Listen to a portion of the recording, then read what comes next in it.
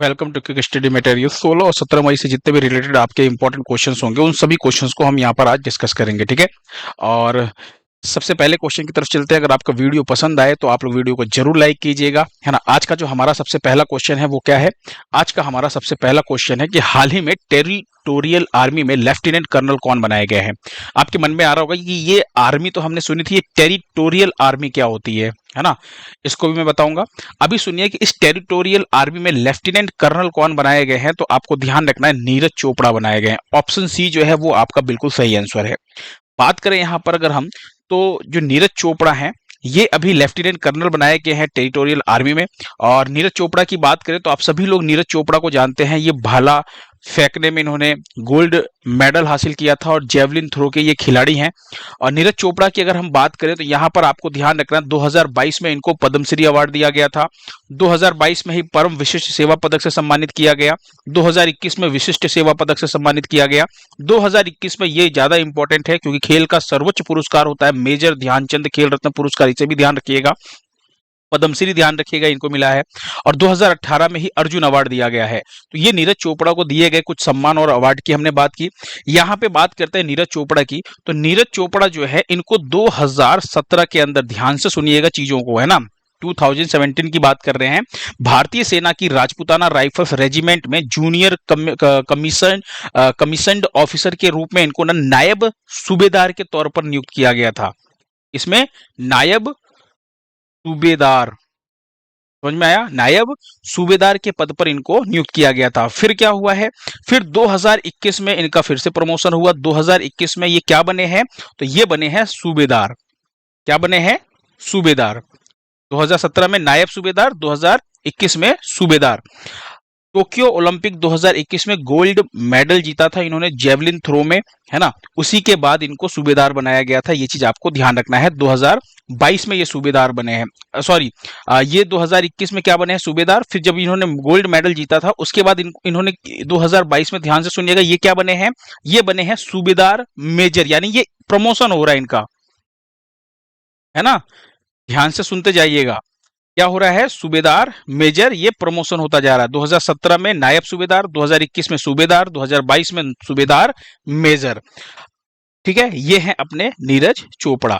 अब बात करते हैं हम यहाँ पर, ये जो टेरिटोरियल आर्मी है, कि टेरिटोरियल आर्मी और नॉर्मल आर्मी में क्या फर्क होता है, क्या अंतर होता है, डिफरेंस क्या है।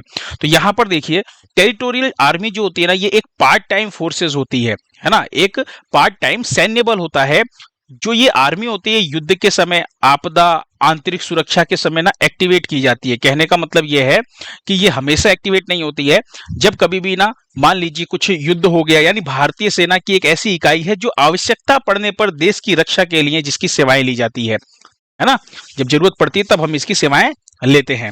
इसमें भर्ती होने वाला जो व्यक्ति होता है वो आम नागरिक होता है, जो अपने प्रोफेशनल करियर या व्यवसाय के साथ साथ सैनिक के रूप में भी सेवाएं देते रहते हैं। अब टेरिटोरियल आर्मी के ना कुछ बड़े नाम मैं आपको बताता हूं। आपने ये नाम जरूर सुने होंगे, है ना, पक्का सुना होगा आपने ये नाम। और तब आप सोचते भी होंगे कि ये खेल के साथ ये सेना में भी कैसे काम कर रहे हैं। तो आपको ध्यान रखना, ये पार्ट टाइम जॉब ही है एक तरह से, है ना। जब भी देश को जरूरत पड़ेगी ये लोग जाएंगे। तो कुछ बड़े नाम की अगर मैं बात करूं तो महेंद्र सिंह धोनी का नाम आपने अक्सर सुना होगा। ये क्रिकेटर है, लेफ्टिनेंट कर्नल के पोस्ट पर है ये महेंद्र सिंह धोनी। नाना पाटेकर का नाम आपने सुना होगा, अभिनेता है ना, इनकी रैंक है कैप्टन की। सचिन पायलट की बात करें तो ये भी लेफ्टिनेंट के पद पर है। उसके बाद कपिल देव की बात करते हैं, अनुराग ठाकुर की बात करते हैं, अभिनव बिंद्रा का नाम आपने सुना होगा, है ना। अभिनव बिंद्रा की बात करूं तो व्यक्तिगत रूप से गोल्ड मेडल जीतने वाले ओलंपिक में पहले भारतीय थे। और अगर मैं बात करूं यहां पर, तो ये ऐसे कुछ बड़े नाम हैं। इसके अलावा भी अगर कुछ आपको नाम याद आ रहा हो तो आप लोग कमेंट बॉक्स में बताइए, है ना। जैसे सचिन तेंदुलकर हो गए। तो ये जो नाम है, ये जो बड़े बड़े नाम है, ये टेरिटोरियल आर्मी से जुड़े हुए नाम है, ठीक है। ये लोग अपनी सेवाएं कब देते हैं? जब देश को जरूरत पड़ती है, आवश्यकता पड़ती है, तब ये अपनी सेवाएं देते हैं, ठीक है। नेक्स्ट क्वेश्चन देखिए, खेलो इंडिया यूथ गेम्स 2025 में पदक तालिका में शीर्ष पर कौन रहा है? या फिर एग्जाम में पूछा जा सकता है पदक तालिका में पहले स्थान पर कौन रहा है। तो शीर्ष पर पूछे या पहले स्थान पर पूछे, है ना, तो आपको क्या बताना है, महाराष्ट्र। ऑप्शन ए जो है वो आपका बिल्कुल सही है। इंपॉर्टेंट मार्क कीजिएगा इस क्वेश्चन को, महाराष्ट्र आपका बिल्कुल सही आंसर है। अब यहां पे ना एक बार पदक तालिका देखिए, पहले नंबर पे कौन है, महाराष्ट्र। ये तो आपको पूरा याद रखना पड़ेगा कि शीर्ष पर कौन है, और इसने कितने गोल्ड मेडल जीते हैं ये भी याद रखिएगा। हो सकता है आपसे पूछा जाए कि खेलो इंडिया यूथ गेम्स में जो शीर्ष पर टीम है यानी महाराष्ट्र ने कितने गोल्ड मेडल जीते, तो आपको ध्यान रखना महाराष्ट्र ने 58 गोल्ड मेडल जीते हैं, और सिल्वर मेडल जो है इसने 47 जीते हैं, और 53 इसने कांस्य पदक जीते हैं, और कुल पदक आपको ध्यान रखना है 158। तो आपको क्या क्या ध्यान रखना है खेलो इंडिया यूथ गेम्स में, कि महाराष्ट्र जो है वो पहले नंबर पे है, शीर्ष पर है, इसने गोल्ड मेडल 58 जीते हैं और कुल पदक 158 जीते हैं। तो ये तो आपको याद रखना है ऐसे, है ना। उसके बाद आपको क्या याद रखना है कि टॉप 3 नाम याद रखिएगा, हरियाणा और राजस्थान जो है तीसरे नंबर पे, हरियाणा दूसरे नंबर पे। तो ये टॉप 3 नाम याद रखिएगा, और ये गोल्ड मेडल महाराष्ट्र का और ये कुल पदक याद रखिएगा। एग्जाम में जो जो जहां जहां से क्वेश्चन बनने की संभावना है वो सारी क्वेश्चन मैं आपको यहां पर कंप्लीट कराऊंगा, ठीक है। तो अब बात करते हैं खेलो इंडिया यूथ गेम्स 2025 की, क्या क्या इंपॉर्टेंट है इसमें। तो सबसे पहली चीज तो ये कि इसका संस्करण कौन सा, एडिशन कौन सा है, तो ध्यान रखिएगा 7वां संस्करण है। इसका आयोजन जो है वो 4 से 15 मई तक इसका आयोजन हुआ है। कहां पर इसका आयोजन हुआ है, तो बिहार राज्य में हुआ है, बिहार के 5 जिलों में, पटना, राजगीर, बेगूसराय, गया और भागलपुर। अब आपको ना एक और इंपॉर्टेंट चीज नाम याद रखना है, और वो क्या है कि 3 ऐसे खेल है, जिम्नास्टिक, शूटिंग और साइकिलिंग। क्योंकि इसके लिए ना जो मतलब आप ये समझिए कि जो ट्रैक चाहिए होता है, जो फील्ड चाहिए होता है, वो कहां पर अवेलेबल था, तो वो नई दिल्ली में अवेलेबल था। तो ध्यान रखिएगा इन तीनों गेम्स का जो आयोजन है वो कहां पर किया गया है, तो नई दिल्ली में किया गया है। आयोजन कहां पर हुआ है, बिहार में, लेकिन इन 3 खेलों का आयोजन नई दिल्ली में हुआ है। ये चीज ध्यान रखिएगा, स्टेटमेंट में अगर क्वेश्चन पूछ लिया ना तो आप गलत कर ले जाएंगे, इसलिए इसको ध्यान से सुनिएगा। इसके बाद दूसरा इंपॉर्टेंट चीज आपको ध्यान रखना, मस्कट यानी शुभंकर की बात कर रहे हैं। देखिए कई जगह पे न्यूज़पेपर्स में ना गज सिंह लिखा हुआ है, कहीं जगह पर गज सिम्हा लिखा हुआ है।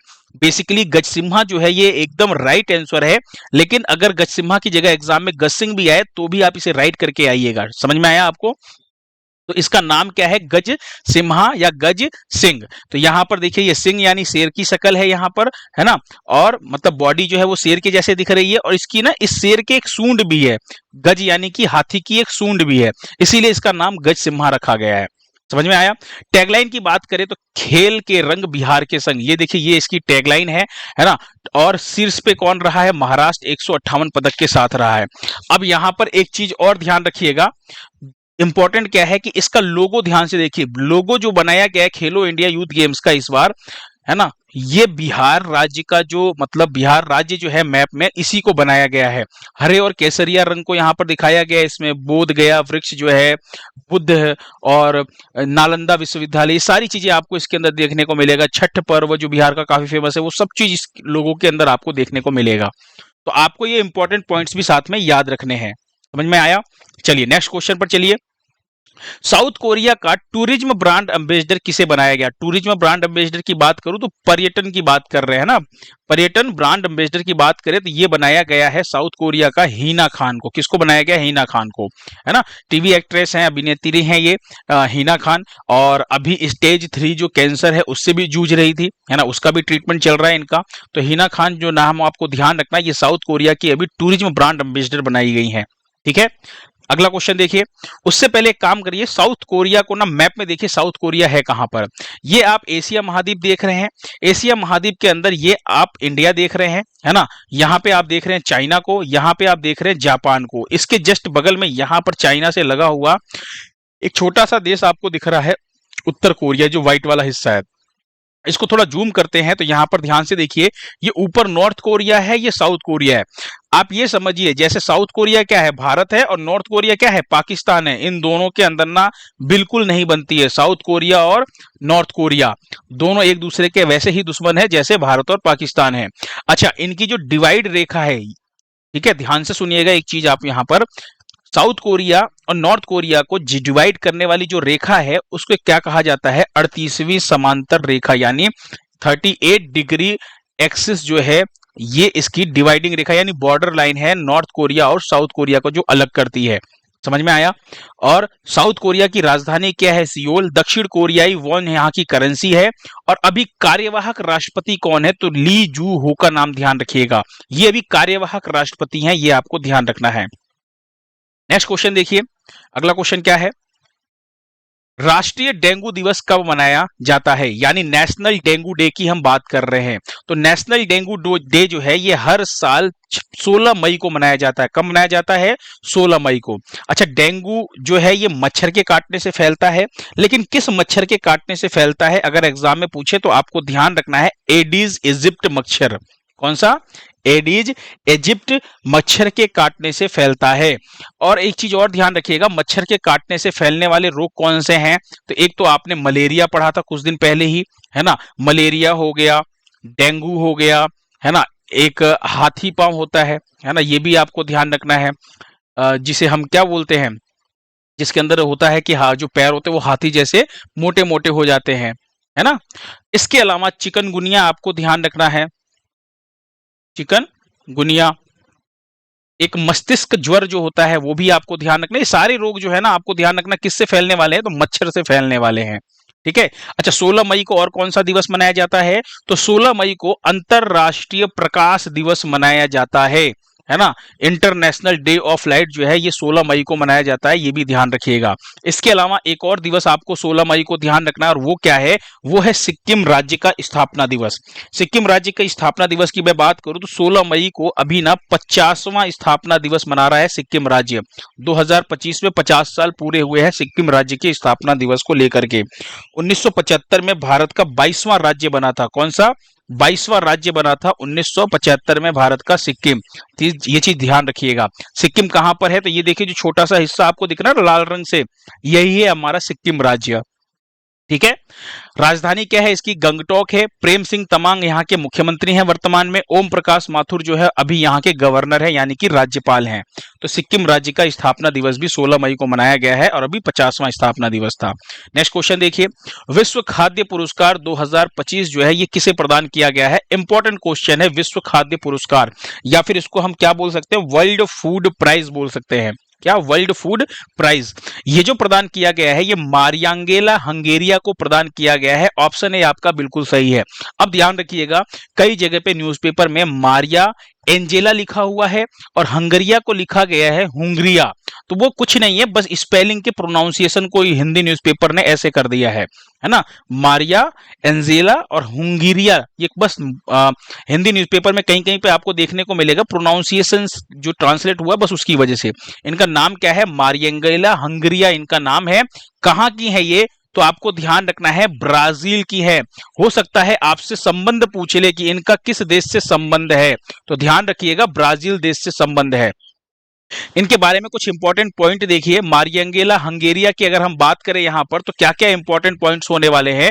तो सबसे पहला तो ये कि ब्राजील की ये एक माइक्रोबायोलॉजिस्ट है जिन्हें जैविक नाइट्रोजन स्थिरीकरण, यानी कि हम बात करें तो जैविक नाइट्रोजन फिक्सेशन की बात कर रहे हैं, स्थिरीकरण की बात कर रहे हैं, इसके ऊपर इन्होंने एक अभूतपूर्व शोध किया था और उसी के लिए इनको ये अवार्ड जो है ये दिया गया है। इस प्राकृतिक प्रक्रिया से फसलों की वृद्धि के लिए जो रासायनिक उर्वरक है उसकी निर्भरता जो है वो कम होती है, घटती है ना। इस शोध से इन्होंने ये प्रूव किया है। अब उनके इस शोध ने क्या किया था? ब्राजील को दुनिया का सबसे बड़ा सोयाबीन उत्पादक देश बनने में मदद की है और पर्यावरण संवेदनशील खेती को बढ़ावा दिया है, इसीलिए इनको ये अवार्ड दिया गया है। ये चीज आपको ध्यान रखना है। तो ब्राजील दुनिया का सबसे बड़ा सोयाबीन उत्पादक देश बना है, ये आपको ध्यान रखना है। इसके अलावा अगर हम बात करें इस अवार्ड के बारे में बात करते हैं, ये जो अवार्ड है वर्ल्ड फूड प्राइज, बहुत इंपॉर्टेंट अवार्ड है, ध्यान से सुनिएगा इस अवार्ड के बारे में।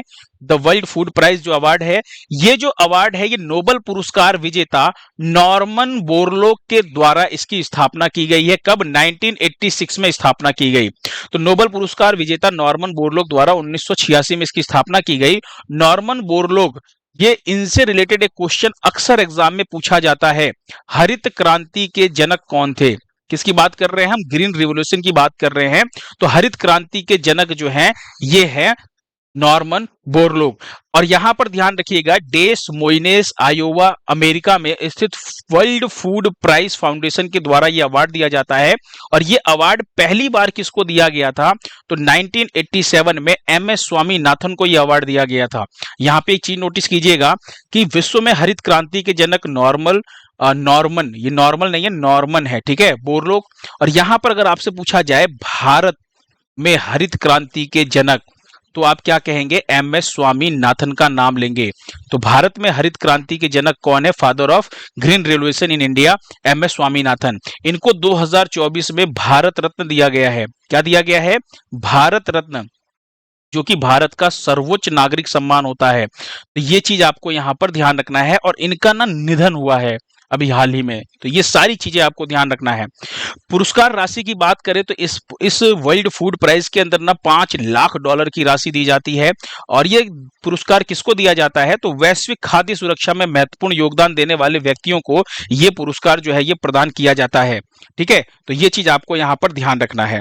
नेक्स्ट क्वेश्चन देखिए, अगला क्वेश्चन क्या है? भारत समावेशी शिखर सम्मेलन 2025 जो है ये कहां आयोजित हुआ है?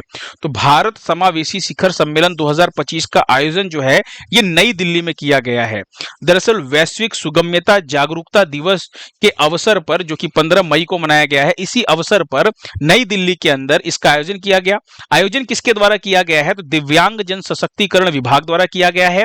और इसका उद्घाटन किसने किया है? तो दिव्यांग सशक्तिकरण विभाग के जो सचिव हैं, है ना, इस विभाग के जो सचिव हैं राजेश अग्रवाल, इन्हीं के द्वारा इसका उद्घाटन किया गया है। इसका उद्देश्य क्या है? तो समावेशी विकास को बढ़ावा देना और विकलांगता या दिव्यांग लोगों के लिए डिजिटल सामग्री सुलभ कराने के बारे में जागरूकता बढ़ाना। ठीक है, तो ये चीज आपको ध्यान रखना है कि भारत समावेशी शिखर सम्मेलन का जो आयोजन हुआ है कहां पर हुआ है? नई दिल्ली में हुआ है। नेक्स्ट क्वेश्चन देखिए, हाल ही में किसके द्वारा नैरेटिव ऑफ द बेंच अ जज स्पीक्स नामक पुस्तक लिखी गई है? तो किसके द्वारा ये बुक लिखी गई है? इंपॉर्टेंट मार्क कीजिएगा, ये एक इंपॉर्टेंट बुक है। तो आपको ध्यान रखना है NV रमन्ना का नाम। Option B is the correct answer. अब NV रमन्ना आपको ध्यान रखना है, बहुत इंपॉर्टेंट नाम है ये। अब अगर आपको याद आ रहा हो तो मैं आपको बताऊं कि भारत के 48 नंबर के यानी 48वें CJI यानी कि चीफ जस्टिस ऑफ इंडिया, यानी भारत के मुख्य न्यायाधीश की बात कर रहे हैं हम। 48वें नंबर के जो मुख्य न्यायाधीश हैं वो कौन थे? तो NV रमन्ना थे। अब सोचिए, भारत के सर्वोच्च न्यायालय के मुख्य न्यायाधीश यानी 48वें CJI ने इस पुस्तक को लिखा है, तो ये पुस्तक थोड़ी सी इंपॉर्टेंट रहने वाली है। समझ में आया? ये वो बुक है जिसका कवर पेज आप देख रहे हैं, उसी बुक का कवर पेज है ना, narratives of the bench and जज स्पीक्स, इस बुक का नाम है। यहाँ पे आप NV रमन्ना का नाम देख रहे हैं जिन्होंने बुक लिखी है। ये जो है ये आंध्र प्रदेश से हैं। NV रमन्ना कहां से हैं? आंध्र प्रदेश से। अब इस बुक के अंदर लिखा क्या गया है, क्या इस बुक के अंदर बताया गया है? तो इस बुक में अपने करियर और किए गए कार्यों का उल्लेख किया है NV रमन्ना जी ने, और भारत की जो जुडिशरी है ना, उसके बारे में इस बुक के अंदर बताया है। तो ये चीज आपको यहां पर ध्यान रखना है। नेक्स्ट क्वेश्चन देखिए, भारतीय सुरक्षा बलों ने जम्मू कश्मीर के अवंतीपोरा में कौन सा ऑपरेशन शुरू किया है? तो भारतीय सुरक्षा बलों ने जम्मू कश्मीर के अवंतीपोरा में ऑपरेशन नादेर शुरू किया है। क्या शुरू किया है? ऑपरेशन नादेर। अच्छा, अब यहां पे ना आपको एक चीज ध्यान रखना है, अवंतीपुरा के ही एक जगह है अंदर, वहां पर त्राल है। त्राल के अंदर नादेर नाम एक इलाका है, उसी नादेर इलाका में, है ना, इसका मतलब ये युद्धाभ्यास हो रहा है, इस मतलब इस ऑपरेशन को चलाया गया है, इसीलिए इसका नाम ऑपरेशन नादेर रखा गया है। जम्मू कश्मीर के अंदर ही अभी ऑपरेशन केलर भी आप लोगों ने पढ़ा था, लेकिन ध्यान रखिएगा ये जम्मू कश्मीर के शोपिया जिले में चलाया गया था। कहां पर चलाया गया था? शोपिया जिले में चलाया गया था। तो कंफ्यूज मत होइएगा, जो शोपिया जिले में चलाया गया वो ऑपरेशन केलर है, और जो अवंतीपोरा में चलाया जा रहा है जम्मू कश्मीर में वो है ऑपरेशन नादेर। अच्छा, ऑपरेशन संकल्प याद आ रहा है? छत्तीसगढ़ की अगर हम बात करें तो छत्तीसगढ़ में अभी 22 नक्सलियों को मार गिराया गया है ना, कौन से ऑपरेशन के तहत? तो इन 22 नक्सलियों को मारा गया ऑपरेशन संकल्प के तहत। तो ये चीज भी आप ध्यान रखिएगा, अभी हाल ही की घटना है, इसलिए तीनों ही ऑपरेशन आपको ध्यान रखने हैं। ठीक है, नेक्स्ट क्वेश्चन देखिए, भारत के 86वें नंबर के शतरंज ग्रैंड मास्टर कौन बने हैं? तो भारत के 86वें शतरंज ग्रैंड मास्टर कौन बने हैं? आपको ध्यान रखना है, एल आर श्रीहरि बने हैं। ये हैं एल आर श्रीहरि और ये 86 नंबर के ग्रैंड मास्टर बने हैं। अच्छा, 85 नंबर के कौन थे? पी श्याम निखिल थे, ये 50वें नंबर के थे, है ना। 84वें नंबर की बात करूं तो ये थे वैशाली रमेश बाबू। आदित्य सामंत की बात करूं तो ये 83वें नंबर के ग्रैंड मास्टर थे। तो 50वां 86वां दोनों याद रखिएगा, क्योंकि एग्जाम में जब क्वेश्चन पूछेगा ना तो वो 50वें नंबर का पूछे, क्योंकि लास्ट अभी आपने यही पढ़ा था। अब ये जो नया आया है दोनों इंपॉर्टेंट है, क्योंकि एग्जाम में ऐसा नहीं है कि एक महीने पहले का करंट अफेयर्स पूछेगा, वो साल 1.5 साल तक के करंट अफेयर्स पूछता है। यहाँ पे बहुत ही इंपॉर्टेंट दो और इंपॉर्टेंट नाम आपको ध्यान रखना जो स्टैटिक जीके में भी पूछा जाता है। भारत के पहले ग्रैंड मास्टर कौन थे? तो विश्वनाथन आनंद का नाम आपको ध्यान रखना, 1988 में बने थे। और भारत की पहली महिला ग्रैंड मास्टर कौन है? तो एस विजय लक्ष्मी का नाम ध्यान रखिएगा, 2001 में बनी थी। समझ में आया? अगला देखिए क्वेश्चन, भारतीय सेना ने तीस्ता प्रहार अभ्यास किस राज्य में किया है? ये जो अभ्यास है ये भारतीय सेना ने पश्चिम बंगाल में, कहां पर? पश्चिम बंगाल में किया है ना। इसके अंदर वायुसेना, थल सेना, नौसेना सभी सेनाओं ने इसके अंदर पार्टिसिपेट किया था। और पश्चिम बंगाल के जलपाईगुड़ी जो जिला है वहीं पर तीस्ता फील्ड फायरिंग रेंज है, वहीं पर इसका आयोजन किया गया है। तो अगर पूछा जाए तीस्ता प्रहार अभ्यास तो आप क्या कहेंगे? पश्चिम बंगाल में। समझ में आया? चलिए नेक्स्ट क्वेश्चन देखिए, हाल ही में स्वीडन में भारतीय राजदूत कौन बने हैं? तो स्वीडन के अंदर भारतीय राजदूत के तौर पर जो नियुक्त हुए हैं वो हैं अनुराग भूषण। कौन हुए हैं? अनुराग भूषण का नाम आपको यहां पर ध्यान रखना है। ये जो आप इमेज में देख रहे हैं यही है अनुराग भूषण। अनुराग भूषण की अगर मैं बात करूं यहां पर तो ये 1995 बैच के एक आईएफएस ऑफिसर है ना। तो ये चीज आपको यहां पर ध्यान रखना है। अगला क्वेश्चन देखिए, उससे पहले एक बार देखिए स्वीडन को मैप में। देखिए यूरोप महाद्वीप आप देख रहे हैं, यूरोप महाद्वीप के अंदर यहाँ पे बाल्टिक सागर आपको दिख रहा है और यहीं पे आपको ना दिखेगा, एक तो आपको ये क्या दिख रहा है, ये जो दिख रहा है ये यहाँ पर नॉर्वे दिख रहा है, ये जो आपको बीच में दिख रहा है ये स्वीडन दिख रहा है, फिर ये यहाँ पे आपको क्या दिख रहा है? फिनलैंड दिख रहा है।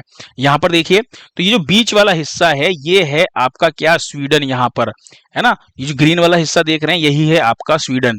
ठीक है, स्वीडन की बात करें तो स्टॉकहोम इसकी राजधानी है। यहाँ पे स्वीडिश क्रोना जो है करेंसी चलती है और प्रधानमंत्री कौन है? उल्फ क्रिस्टन जो है वो यहाँ के प्रधानमंत्री हैं। ठीक है, तो ये चीज आपको यहाँ पर ध्यान रखना है।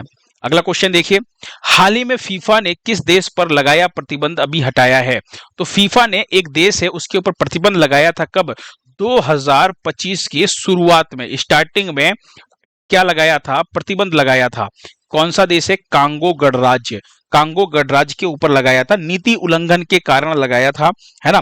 और 2025 के शुरुआत में लगाया था। क्या किया था? कांगो गणराज्य का जो फुटबॉल फेडरेशन है इसको निलंबित किया था और अब ये जो प्रतिबंध है इसको क्या किया गया है? हटा दिया गया है, यानी अब ये प्रतिबंध हटाया गया है।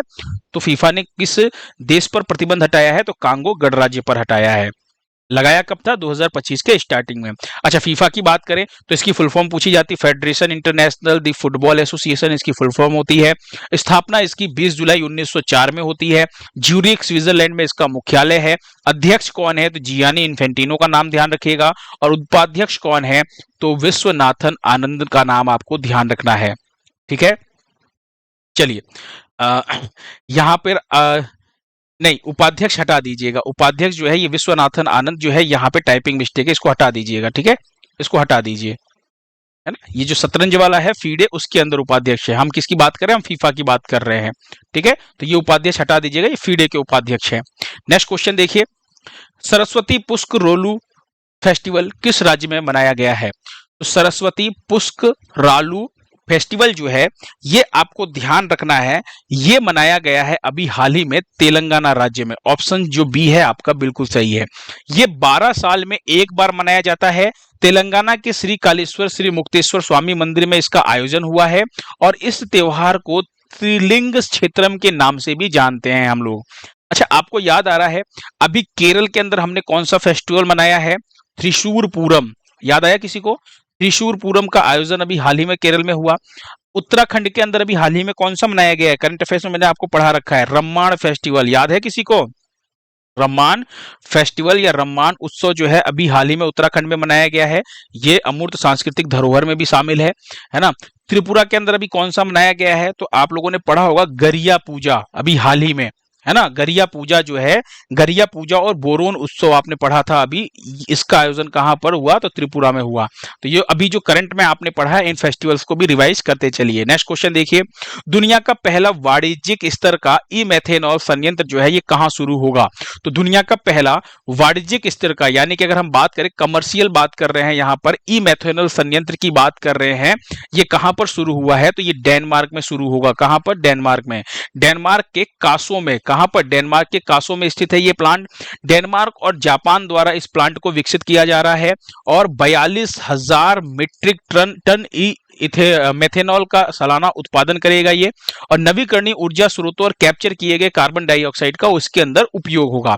अब देखिए नवीकरणीय ऊर्जा से क्या होगा, नवीकरणीय ऊर्जा से हम हाइड्रोजन यूज कर निकालेंगे, ठीक है, पानी को तोड़ करके हम हाइड्रोजन बनाएंगे, फिर जो वायुमंडल में जो कैप्चर किया गया जो कार्बन डाइऑक्साइड है उसके अंदर हम कार्बन डाइऑक्साइड मतलब मिलाएंगे, और उसके बाद हम क्या करेंगे, एक आप ये समझिए एक प्रोसेस होता है, क्या होगा, एक विशेष प्रक्रिया होगी, और उस प्रक्रिया के बाद क्या बनेगा, मेथेनॉल बनेगा।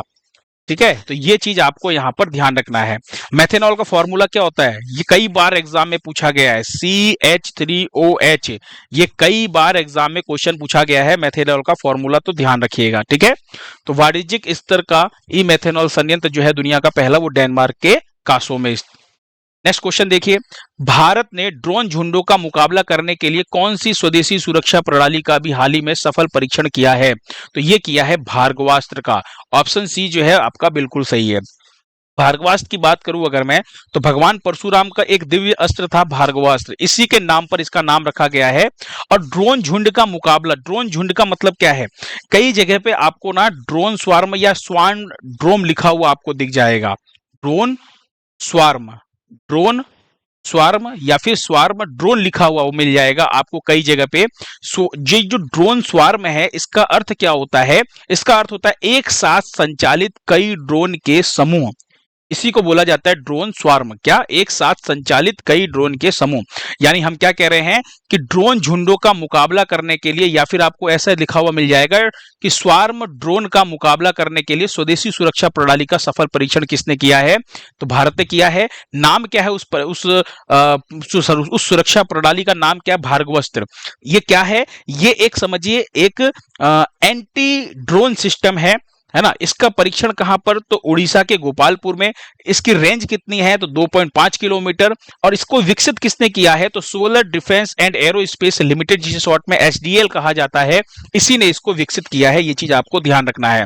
अब ये काम कैसे करेगा, अभी आपने देखा कि भारत और पाकिस्तान की जब हम बात करें यहां पर, है ना, तो यहां पे पाकिस्तान का बॉर्डर था, तो आपने क्या देखा कि पाकिस्तान ने क्या किया था, खूब सारे ना ड्रोन जो है वो छोड़ दिए थे, है ना। और वो आप लोग न्यूज में भी देख रहे होंगे कि भारत के अंदर आकर के ड्रोन गिरा, और जब इसके पास ड्रोन कम पड़ गए तो इसने क्या किया, तुर्की से ड्रोन मंगाए, तुर्की वाले ड्रोन भी हमारे भारत में गिरे, और उसको हमने क्या किया, एकदम सफलतापूर्वक हमने इसको हवा में ही डिस्ट्रॉय कर दिया, कोई नुकसान नहीं हुआ। तो होगा क्या कि आजकल जो ये चल रहा है ना, एक तो ड्रोन का खर्चा भी कम आता है मिसाइल की तुलना में। ड्रोन जो है, इस पूरे के पूरे ड्रोन, अगर एक दो ड्रोन है तब तो वो चेक करेगा भाई कि हमारा जो डिफेंस सिस्टम है वो कितना मजबूत है। लेकिन अब मान के चलिए उसने खूब सारे ड्रोन, पूरा ड्रोन का झुंड, एकदम ड्रोन का झुंड, यानी खूब सारे ड्रोन के झुंड जो है एक साथ भेज दिए, और सब इधर उधर भाग रहे हैं। तो ऐसी सिस्टम के अंदर जो हमारा भार्गवास्त्र है वो क्या करेगा, वो इनको ना डिस्ट्रॉय करेगा।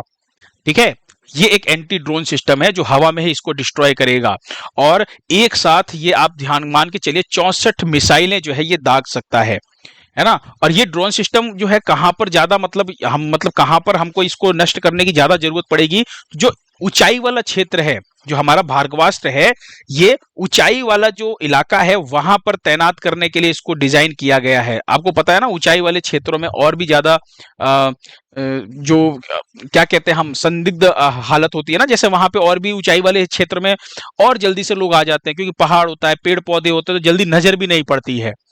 ठीक है, तो यहां पर आपको ध्यान रखना है क्या, कि ये जो ड्रोन झुंडों का मुकाबला करने के लिए जो हमने स्वदेशी सुरक्षा प्रणाली विकसित की है, इसका नाम है भार्गवास्त्र। कैसे काम करेगा, तो यहां पर मैंने आपको बता दिया। ये देखिए एक छोटा सा आपको यहाँ पे ना बॉक्स दिख रहा है, इसके अंदर से खूब सारी मिसाइल्स निकलेंगी और जो हवा में ही ड्रोन को क्या करेंगी, नष्ट कर देंगी। बड़ी मिसाइल है कोई तो उसके लिए तो हमारे पास S-400 हमारा बहुत अच्छा है ना। S-400 जो हमारा डिफेंस सिस्टम है ये बहुत अच्छा है, ये हवा में ही उनकी मिसाइलों को मार गिराएगा। लेकिन जो ड्रोन है ये 3 से 15 लाख रुपए का खर्चा आता है एक ड्रोन के ऊपर। तो 3 से 15 लाख के ड्रोन को मारने के लिए हम अपनी करोड़ों की मिसाइल को तो नष्ट नहीं कर सकते ना। हम भी क्या करेंगे, हम भी अपने जो कम लागत वाली जो चीजें हैं उसको यूज करेंगे। ठीक है, चलिए लास्ट टाइम पे मैंने आपसे क्वेश्चन पूछा था कि अभी हाल ही में किस देश में शतरंज पर प्रतिबंध लगाया गया है, तो आपने क्या बताया, अफगानिस्तान। बिल्कुल सही था आपका आंसर। ठीक है, टुडे क्विज में देखिए कौन सा क्वेश्चन है। टुडे क्विज की बात करूं तो संघ लोक सेवा आयोग यानी यूपीएससी के अध्यक्ष कौन बने हैं, तो आपको कमेंट बॉक्स में बताना है कि अभी संघ लोक सेवा आयोग यानी कि यूपीएससी की हम बात कर रहे हैं, अध्यक्ष कौन बने हैं। पीडीएफ जो है वो आपको टेलीग्राम चैनल पर मिल जाएगा, लाइक करना बिल्कुल ना भूलिएगा, जरूर लाइक कीजिएगा। ठीक है, थैंक यू सो मच, मिलते हैं नेक्स्ट लेक्चर में।